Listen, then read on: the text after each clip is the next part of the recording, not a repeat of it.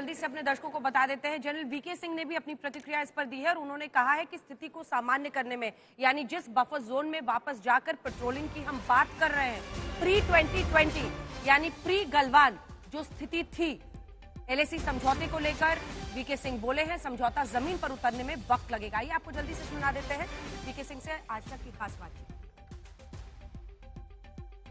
चीन के अंदर खासकर हर चीज ऊपर से आती है, जो उनको ऊपर से हुक्म मिलता है उसके हिसाब से कार्य होता है। इसी तरीके से हमारे यहाँ एक बार जब एक दिशा मिल जाती है तो हमारे लोग उस पर काम करते हैं। दिप्सांग और देमचौक के ऊपर अगर इस तरह का राजनयिक एक फैसला लिया गया है कि डिसएंगेजमेंट हो, तो अब वो जमीन पर कैसे होगा, दोनों तरफ के मिलिट्री कमांडर्स बैठकर उसके ऊपर बातचीत करेंगे।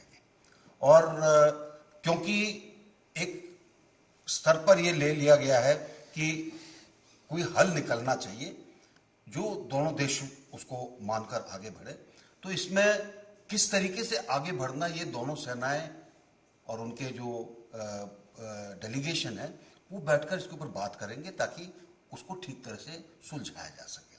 लेकिन मैं आपके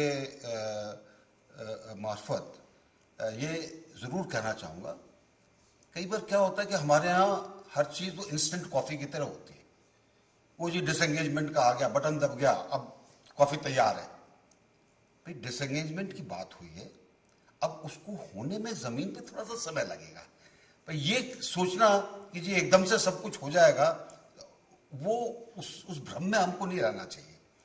इस डिसएंगेजमेंट के कारण जो दोनों के अंदर जो बातचीत हुई है डिप्लोमेटिक लेवल पर, अब शी जिनपिंग और हमारे प्रधानमंत्री जी की बातचीत होगी, तो दोनों की एक सकारात्मक वातावरण के अंदर बातचीत होगी और उस सकारात्मक वातावरण का और बातचीत का बाकी चीजों के ऊपर फर्क पड़ेगा।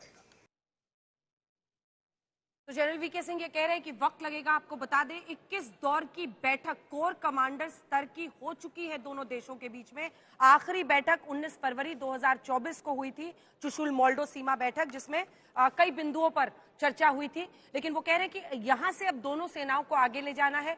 आशुतोष जी, आप इसको किस तरह से देखते हैं? और प्रधानमंत्री की ये मुलाकात, इससे पहले प्रधानमंत्री मोदी अब तक 9 बार चीन का दौरा कर चुके हैं, 4 बार गुजरात के सीएम रहते हुए, 5 बार पीएम के तौर पर। पिछले 10 साल में पीएम मोदी और जिनपिंग की 20 बार मुलाकात हो चुकी है। 21वीं ये मुलाकात है, 5 साल के बाद बायलैटरल है। दोनों पर आपकी प्रतिक्रिया? देखिए, मेरा अपना मानना है कि इस वक्त जिसे कहते हैं ना कि India is walking on thin ice, तलवार की धार पे चलने जैसा है। और चीन के साथ कभी भी आप किसी तरीके से विश्वास नहीं कर सकते हैं। और चीन का जो इतिहास भी भारत के साथ रहा है वो इसी तरीके से रहा है। आप 1950 के बीच में देखें तो भारत चीनी हिंदी चीनी भाई भाई की बात होती थी, पंचशील की बात होती थी, लेकिन 1962 में अचानक उसने भारत के ऊपर हमला किया।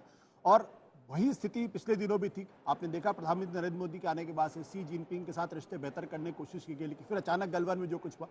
तो महत्वपूर्ण सवाल इस बात को लेकर यह कि भारत को बॉर्डर की सीमा पर अपने आप को तो मिलिटरली स्ट्रांग करना ही होगा, इसके साथ साथ डिप्लोमेटिकली भी कोशिश करनी चाहिए कि दो चीजें, या तो वो चीन के साथ रिकंसिलिएशन की दिशा में जाए या चीन को आइसोलेट करने की कोशिश करे। चीन आज की तारीख में इतना बड़ा हो गया है कि उसको आप आइसोलेट नहीं कर सकते।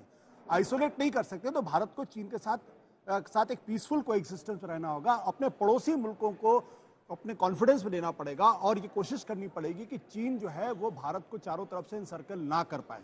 और ये सबसे बड़ी चुनौती आज की तारीख में है, क्योंकि जिस मल्टीपोलर वर्ल्ड की हम बात कर रहे हैं कि भारत यूक्रेन के साथ भी बात करता है, रशिया के साथ भी बात करता है, भारत फलस्तीन के साथ भी बात करने की कोशिश करता है और इजराइल के साथ भी रहने की कोशिश करता है। ऐसी चुनौतीपूर्ण स्थिति भारत की डिप्लोमेसी में आज तक कम से कम नहीं आई थी। कोल्ड वॉर बिल्कुल साफ साफ था, क्या तो आप इधर हैं आप उधर हैं। अब आप देखिए ब्रिक्स में देखिए, कोशिश ही नहीं करता। मुझे लगता है आशुतोष जी, मुझे लगता है कि काफी हद तक हम इसमें सफल हैं, क्योंकि अगर पुतिन भी इतना आप पर भरोसा करते हैं, जेलेंस्की भी, अगर आप इजराइल में भी उसी तरह की वहां के डिस्पेंसेशन के साथ एंगेज कर रहे हैं और ईरान में भी, तो ये अपने आप में बहुत मायने रखता है।